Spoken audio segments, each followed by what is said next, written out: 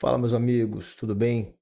Você está no Ataíde Lab, Direito, Código e Software Livre, sem hype e com fonte.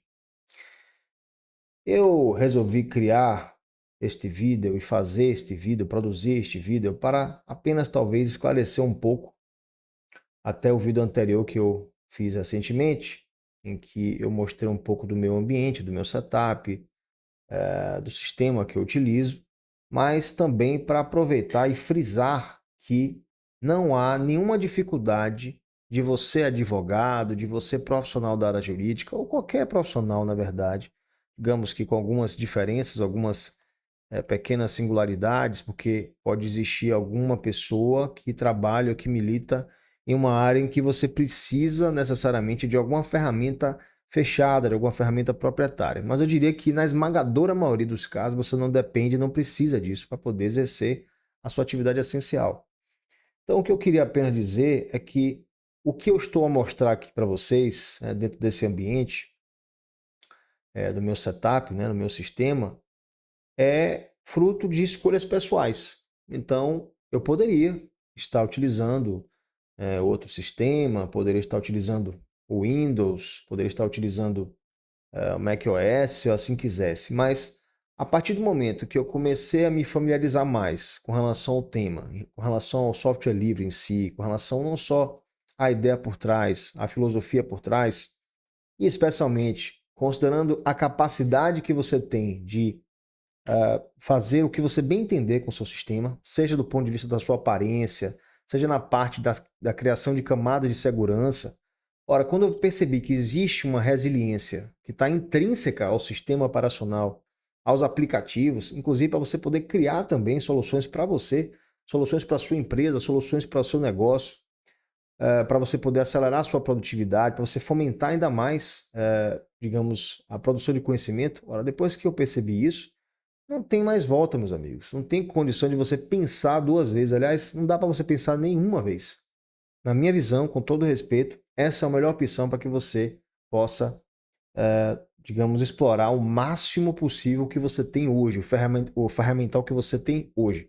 Porque, óbvio, é sabido, né, que nós estamos passando por uma fase complicada, em que hardware não é barato. Aliás, nunca foi, mas agora não é mesmo. Então, quem quiser comprar memória RAM, quem quiser comprar um processador, meu Deus, se você for abrir aqui, por exemplo, enfim, tem vários sites para isso, mas se você abrir aqui a Kabum, eu quero aqui memória RAM, eu vou ser genérico, tá? Você até, digamos assim, suave digamos, nas minhas escolhas, mas imagine que eu queira aqui, deixa eu ver, a relevância, tá bom. Memória RAM aqui, DDR4, 16 GB. Imagine, DDR4, um módulo de memória, 3.200 MHz. Meus amigos, estamos a falar aqui de um módulo de memória RAM DDR4 com a frequência de 3.200 MHz, o que é uma coisa, perto dos padrões atuais DDR5, ridícula. Nós temos aqui módulos, aliás, é muito fácil de encontrar módulos com mais de 9.000 MHz, né, de frequência. Então, o barramento, né, o que a gente chama de bus, é muito superior a esse daqui. Então, veja que é um protocolo, né, quer dizer, DDR4 é uma tecnologia relativamente, digamos, defasada, né? Vamos imaginar aqui, botar aqui DDR4 Technology, vou colocar aqui para ver. A Wikipedia aqui está dizendo que é 2014 foi lançado no mercado. Então nós temos aqui uma tecnologia de 2014. Então hoje quem quiser comprar um DDR4 vai encontrar essa dificuldade de acesso. Realmente não é fácil. DDR5 então piorou. Eu quero comprar aqui um módulo de 32 GB. Aqui são 216. Mas vou tentar ser aqui audacioso. Eu vou colocar aqui decrescente do mais caro. Acho que aqui ele vai pegar já computador. Deixa eu ver aqui, DDR5. Vou colocar aqui um módulo de 48. É um pouco exagerado, mas só para vocês verem realmente o absurdo que é hoje você comprar um módulo de memória. Então, eu vou fazer o seguinte. Olha só esse daqui, XPG. Eu, inclusive, tenho também XPG na minha máquina. Mas esse modelo aqui é de 6.000 MHz. Então, veja. Um módulo à vista, no Pix, 1.799. E se for parcelado, 2.117. Então você imagina que você queira colocar aí 2 módulos. Você vai ter que desembolsar aí pelo menos 4.000, pouco mais de 4.000 parcelado, né? 4.200 alguma coisa. Então, assim, para começar, isso aqui é só uma parte do computador. Então, se você for juntar tudo isso, para você poder utilizar o seu sistema preferido, né? Em particular, né? O sistema das janelas tão conhecidas do Bill dos Portões, você vai ter que realmente gastar uma boa grana.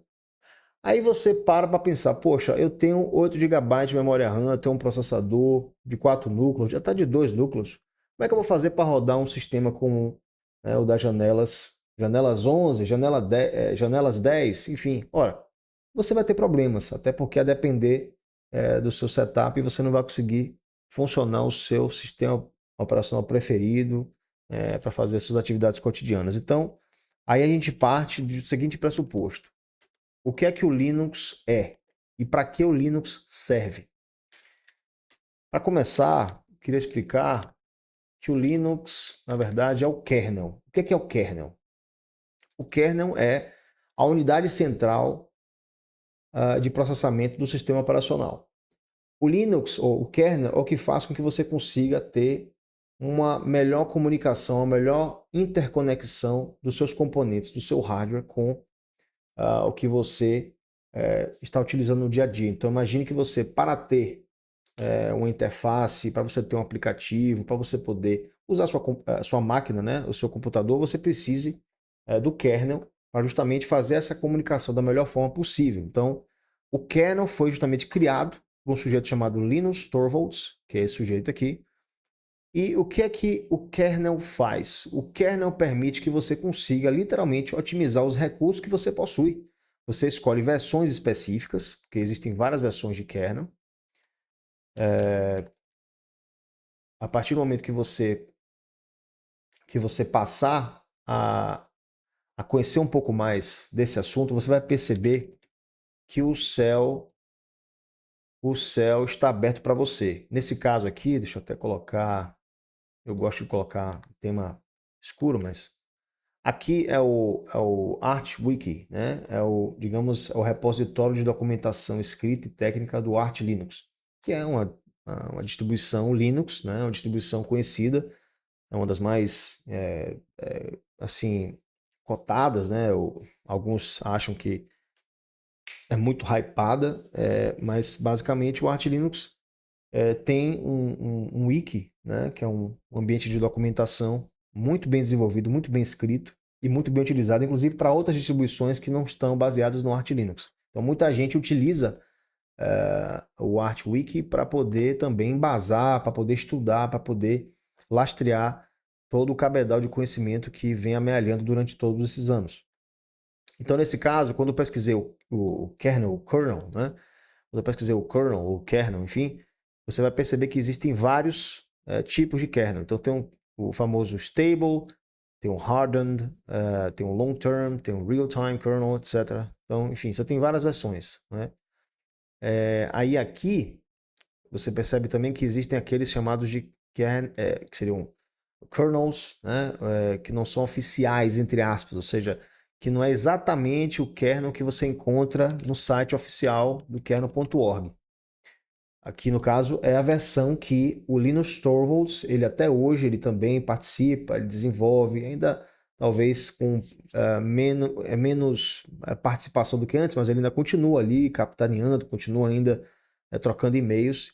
E aqui você vê que tem as versões oficiais. Aqui é o site oficial do kernel.org, e aqui você vê que tem a versão stable, a versão long term, etc. E aqui você consegue baixar e instalar na sua máquina. Claro que depende do sistema para o sistema em que, por exemplo, no meu caso aqui, utilizando o Marty, aqui eu estou utilizando o kernel 7.1, né? Então, se eu quisesse baixar, basicamente eu poderia baixar aqui o arquivo e compilar na minha máquina. Eu poderia utilizar algum tipo de interface. Isso depende muito do sistema que você escolher utilizar. Então, o que eu quero, na verdade, salientar é que qual é a vantagem de você poder escolher tipos de kernel diferentes? É que cada kernel tem um foco específico. tem um kernel que é voltado para performance em jogos. Tem um kernel que é voltado mais para quem quer ter uma performance para estúdio de música ou para produção de vídeos, edição gráfica, computação gráfica. Então, para quem quer, na verdade, ter a estabilidade máxima e não está pensando muito em performance. Ou para quem tem uma máquina que não é assim tão avançada, ou seja, você não tem recursos tão avançados, né? Então você pode ter uma versão de kernel que simplesmente se adapte e que faça funcionar o seu dispositivo. Para caracterizar bem o que eu quero dizer, imagine que você, no seu sistema fechado proprietário, você não consiga acessar, por exemplo, um dispositivo, ou você não consiga reconhecer um dispositivo móvel que está na sua frente, que deveria funcionar via Bluetooth. Mas você não consegue porque existe algum problema ali interno do Windows ou do macOS, a depender. E o que é que você faz? Bom, você não tem muito o que fazer a não ser tentar recorrer a algum driver que está sendo publicado lá no site oficial daquele aparelho, daquele dispositivo. Ou você vai tentar buscar informações justamente nos locais certos, né? No caso do, no caso do Linux, você tem diversos ambientes onde você pode buscar informações. Então, você pode entrar em fóruns específicos, você pode fazer perguntas específicas que são voltadas justamente a aqueles que pertencem ou que integram uma comunidade. Então, comunidade, no caso, relacionada à distribuição ou ao sistema operacional Linux. Então, eu vou agora chegar num ponto que é importante. Mas, doutor, aliás, o Leonardo, mas o que você quer dizer com isso? Bom, o que eu quero dizer é o seguinte: você tem diversas opções. Você pode usar o Linux de inúmeras formas. A primeira é como um sistema para trabalhar no dia a dia. No caso, para quem quer abrir uma planilha, para quem quer abrir, no caso, um processador de texto, como é o caso aqui. Vou abrir aqui o LibreOffice, que é literalmente como se fosse um Word da vida. Então aqui eu chego aqui, escrevo, está aqui na minha mão. E eu não precisei pagar um centavo para isso. Está aqui literalmente à minha disposição. Não quero mais usar, fecho ele. Ah, doutor, mas eu também preciso de uma planilha. Eu preciso trabalhar com fórmulas, com coisas importantes de minha empresa. Tudo bem, você pode fazer, está aqui. Um Excel, um equivalente a um Excel da vida. Está aqui, LibreOffice Calc, está aqui na sua mão. Ah, doutor, mas aí como é que eu faço se eu quiser aqui, por exemplo, se eu quiser um navegador específico, Brave, Evernote, enfim, tá tudo aqui na mão. Ah, eu quero abrir um PDF. Você consegue abrir um PDF sem nenhum problema aqui. Ah, mas o que é que eu devo usar? Qual é a versão? Qual a distribuição que eu devo usar? Bom, esse é um ponto que tem a sua relevância. Esse site, que eu não sou muito fã, mas é um site que ele faz um tipo de catálogo do que se consideraria as distribuições mais usadas, digamos assim, né? Ou aquelas que têm mais cliques, na verdade. Não é nem mais usada, é o que tem mais clique. Então, você pode supor aqui que o CatchOS, que é um sistema como o Windows, como o macOS, só que é um sistema totalmente livre, é um software livre, em excelência, né? O CatchOS é um sistema, assim como o Mint é um sistema, no caso o Linux Mint, assim como o MX Linux, assim como o Pop! OS. E aqui você está percebendo que quando você vai olhando do maior ranking, né? Ou seja, do que está mais ranqueado, melhor ranqueado até o último, é como se fosse o melhor e o pior, mas não é assim. Aqui, na verdade, o site DistroWatch, ele na verdade ele eleva no ranking aquele que tem mais cliques, que é mais objeto de visualização. Então, aqui está dizendo basicamente que o CatchOS está sendo mais clicado. Muito bem. Não quer dizer que o CatchOS seja melhor ou seja pior. Não é essa a questão. Ou que não tem mais cliques seja pior. Claro que não, não é essa a questão. Até porque nós temos aqui o Big Linux, né, que é uma distribuição brasileira, que é um sistema brasileiro espetacular. Inclusive, eu recomendo, sem pestanejar, sem fechar os olhos, o Big Linux. Nesse caso aqui, para quem gosta do KDE, que é uma interface gráfica, na verdade é uma DE, quer dizer, é um ambiente, né? É um ambiente de desktop que é muito parecido com o Windows, é muito parecido com, até depender, com o macOS, com suas reservas, e também temos o Big Community, que é também decorrente, né, do Big Linux, mas é voltado para, digamos assim, outras interfaces. Aqui você tem acesso ao GNOME, tem acesso ao XFCE e também ao Cinnamon, para quem gosta de outras caras, de outras maneiras de encarar realmente o dia a dia e a interface gráfica para poder trabalhar, para poder fazer o que você bem entender. Então, o que eu quero dizer com isso, meus amigos, é que vocês, né, que você, advogado, você, profissional da área jurídica, você, editor de conteúdo, de vídeo, de áudio, você que é músico, médico, enfim, independentemente da sua área, você não tem limites quando você está falando no caso de software livre. Na verdade, você passa a ter uma transformação na sua vida pessoal e profissional. Por quê? Porque você não fica preso a soluções fechadas, a soluções proprietárias. Você não precisa pagar para usar soluções que estão aqui na sua mão. Você simplesmente só precisa pesquisar. Eu, por exemplo, eu posso aqui no meu sistema, né? Eu posso escolher. Se eu quiser instalar, vamos supor, deixa eu ver aqui o que é que eu poderia instalar aqui. Aqui eu, literalmente, eu posso ficar passeando, escolhendo o que eu quiser instalar. Então, deixa eu pensar aqui uma coisa que eu poderia fazer. GIMP, né? Escolher o GIMP. Pronto. Vou instalar o GIMP aqui. Olha que dificuldade que é para eu instalar um programa no meu computador. Muito difícil. Realmente, muito devagar. Eu fico até com pena de mim. Já instalei. Tá aqui. O GIMP. A versão mais recente do GIMP está aqui na minha mão. Tá aqui.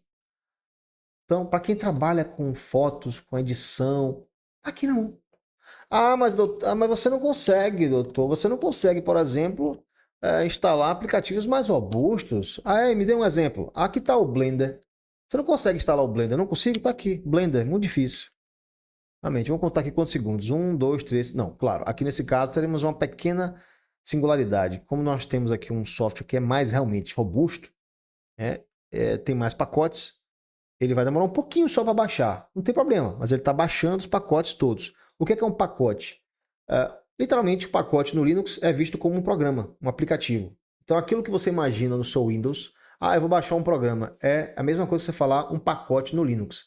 Eu vou baixar um pacote, vou instalar um pacote. A questão é que no Linux você tem dependências, tem bibliotecas, você tem libs. Quando você vai instalar um pacote, ele vem normalmente carregado com algumas bibliotecas ou com algumas que a gente chama de libs, algumas dependências, com outros programas também a depender. Então, literalmente o que você está vendo aqui é a instalação de pacotes, né? Ou dependências ou extras, está vendo aqui? Tudo isso daqui que está sendo instalado, inclusive você consegue ver o que está sendo instalado, né? Que quando aparece aqui pacote, tem 44, ou seja, você está instalando, e nós estamos instalando aqui agora, esses pacotes na minha máquina, eu sei exatamente o que eu estou instalando, de que forma isso está sendo feito, e aí agora está pronto. Então eu chego aqui, instalei. Tá aqui o Blender na minha mão para poder usar. Literalmente. Tá aqui. Tá aqui o Blender para quem gosta, para quem quer, etc. Inclusive pode até editar vídeos. Então assim, não há limites, meus amigos, para a sua imaginação. Você consegue ter acesso a tudo. Para quem quer, por exemplo, procurar aplicativos para quem usa GNOME, né, que é um ambiente, como disse, é uma DE, como o KDE Plasma, como o XFCE. Para quem quiser brincar e verificar quais serão as opções que eu teria de aplicativos. Ora, você chega aqui, ó, o que eles chamam de Circle Apps. Aqui são os principais aplicativos, aliás, os aplicativos que seriam dentro do ciclo do Gnome. Então você vem aqui e você analisa quais seriam esses aplicativos. Mas eu vou fazer uma coisa melhor. Nós temos já há alguns anos a tendência de achar que eu só precisaria instalar aplicativos nativos no meu sistema. O que é isso, nativos no meu sistema? Toda vez que você vai fazer a instalação de um pacote, você tem algumas opções. Uma delas é você usar o terminal. Então, nesse caso aqui, eu poderia chegar aqui e colocar o Mort, PQG, o Add PQG, aí poderia botar o pacote aqui, ok. Ou poderia botar sudo Pacman, e eu colocaria o pacote, enfim, para instalar e baixaria. Nesse caso aqui, Pacman é o gerenciador de pacotes. No Arch Linux, ou das distribuições baseadas no Arch Linux, você precisa usar o Pacman para poder instalar um pacote que está dentro do repositório. Aí você fala assim, Leonardo, mas eu não estou entendendo, o que é repositório? Eu falei, vou lhe mostrar o que é isso. No caso do Arch, voltando ao Arch Linux, quando você chega aqui em pacotes, aqui tem packages, AUR, wiki, GitLab, etc. Aqui no caso, packages, ou seja, pacotes. Aqui você tem acesso aos pacotes nativos da distribuição Arch Linux, ou seja, é um ambiente onde a equipe que desenvolve o Arch Linux, eles resolvem fazer uma curadoria daquilo que é nativo, que é literalmente, que é cuidado, que é desenvolvido, que é tratado pela equipe de desenvolvimento do Arch Linux. Então, são os pacotes oficiais do sistema operacional Arch Linux. Ok. Quando você vai aqui no AUR, você tem acesso a diversos outros pacotes, aliás, é uma montanha de pacotes. E aqui você consegue pesquisar todos os pacotes que estão aqui liberados, que são, na verdade, são copulados, né, são inseridos aqui dentro de critérios, alguns critérios, para você poder colocar esses pacotes e eles ficarem aqui liberados dentro desse repositório feito pela comunidade que utiliza o Arch Linux. E o que acontece? Você basicamente tem acesso então à lista assim infindável. Aqui você está vendo que tem 110.129 pacotes, ou seja, são programas, são aplicativos que você pode chegar aqui e pesquisar. Fala assim, eu quero ver se tem o Teams, né? O Microsoft Teams, que quem gosta de usar, está aqui, Teams for Linux. Então você pode chegar aqui, claro, você tem que verificar, tem a parte de você checar, né, a confiabilidade do pacote ou não, pela quantidade de votos, pela popularidade, etc. Claro que tem que testar e tem que averiguar, inclusive, o código-fonte, né? Tem que verificar aqui, por exemplo, aqui tem o pkg build, ou seja, você vai ver o que é que está aqui dentro, o que é que você instala, quais são as dependências que você instala. Então aqui você percebe mantenedor, tem o nome da pessoa que está mantendo esse pacote, aqui tem o nome do pacote, aqui tem a versão do pacote, aqui tem o release, aqui tem a descrição do pacote, aqui tem as dependências, quais são as dependências que você instala automaticamente quando você manda instalar aqui o TeamSpeak Git. Ou seja, quando você instala isso daqui no seu sistema, automaticamente você está dizendo, olha, instale essas dependências todas aqui, tá? Tudo isso daqui você tem que instalar, essas bibliotecas aqui tem que ser instaladas. E aqui embaixo tem os comandos que são aplicados, porque literalmente o Package Builder é um script. É um script que é criado para que você possa utilizar uma aplicação. Então, normalmente a gente está acostumado, né, advogado, enfim, qualquer pessoa que desde pequena, pessoa desde pequeno ou pequena que utiliza um computador ou até um celular, sempre está vendo a camada de fora, né? É o front-end, ou seja, é aquilo que está na frente. Então você olha lá a interface bonitinha e você encara aquilo como já suficiente para você entender a dinâmica. Mas qual é o diferencial, por exemplo, voltando ao software livre, em relação a outras soluções fechadas e nichadas? Aqui você não tem nenhum interesse nas soluções fechadas de buscar conhecer por trás ou por baixo dos panos, porque, primeiro, você não tem autorização para isso. Não é dado a você o direito de você entender o código, como é que ele é feito, como é que ele é desenvolvido, como é que ele é construído e mais, se é que ele pode ser corrigido. Então, se você não conhece o código-fonte, você não tem como detectar as possíveis e prováveis vulnerabilidades. Então, esse é um dos pontos também que me fez acreditar e apostar novamente nessa ideia de que realmente essa é, sem dúvida alguma, a melhor solução para um profissional e para um ser humano, na verdade. Porque você está no controle, você é o dono do seu sistema, você faz o que você quiser com sua máquina e mais, você tem condição de usar a sua máquina com 4 GB de memória RAM, com 8 GB de memória RAM, e você não pode ser, digamos assim, compelido, obrigado, forçado a fazer um upgrade eterno, porque as empresas querem apenas que você gaste mais dinheiro para poder ter mais recurso de hardware. Quando você não precisa, rigorosamente você não precisa disso.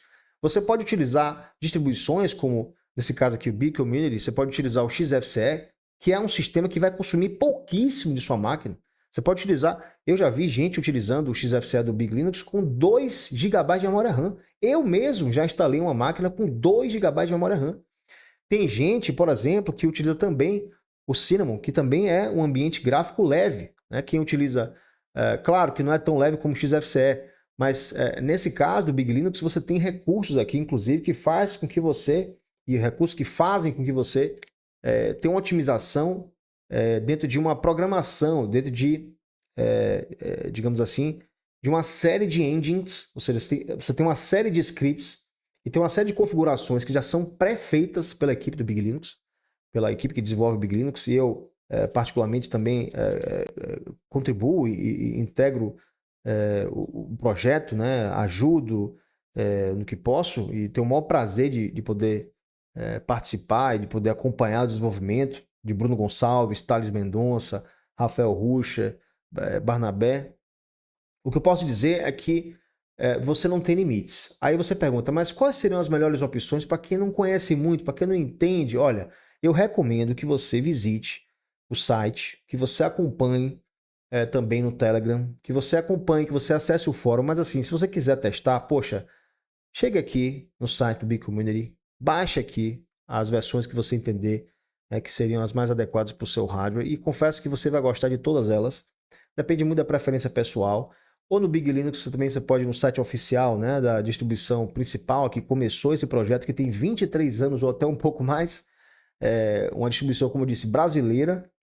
Então, assim, para quem é patriota, né, para quem realmente quer incentivar, ou até divulgando, mas aqui você pode baixar o Big Linux e você vai ter acesso a o ambiente com KDE Plasma. Aqui é um site ainda que vai ser atualizado, que ainda vai ter um pouco, talvez, de telas, né? Telas mais novas para mostrar como é que ele está hoje. E isso é muito fácil de encontrar no YouTube. O Linux Mint é uma distribuição também já, digamos, relativamente antiga, né? Mas é uma distribuição muito conhecida, muito utilizada, muito estável, muito boa, um projeto bem bacana, bem organizado, bem estruturado. Aqui você tem a opção de utilizar com o XFCE, com o Cinnamon, que é, digamos, a versão principal, né? A versão mais conhecida. Você tem a versão que é decorrente do Debian, enquanto o Linux Mint ele é uma versão decorrente do Ubuntu. E como eu disse, você pode utilizar a versão que tem a MATE, né?